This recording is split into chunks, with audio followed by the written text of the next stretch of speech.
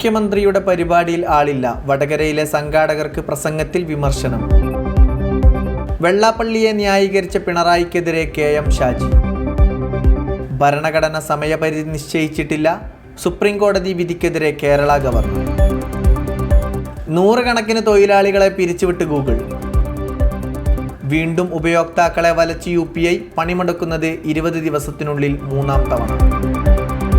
വഖഫ് ഭേദഗതി നിയമത്തിനെതിരെ പ്രതിഷേധം. ബംഗാളിൽ 100-ലേറെ പേർ അറസ്റ്റിൽ. മുർഷിദാബാദിൽ ഇന്റർനെറ്റ് വിച്ഛേദിച്ചു. AIADMK BJP സഖ്യം അഴിമതി കൂട്ടായ്മയെന്ന് MK സ്റ്റാലിൻ.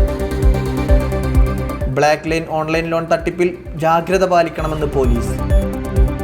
ഉത്തരക്കടലാസ് കാണാതായ സംഭവം. ശരാശരി മാർക്ക് നൽകാൻ കേരള യൂണിവേഴ്സിറ്റിയോട് നിർദ്ദേശിച്ച് ലോകായുക്ത.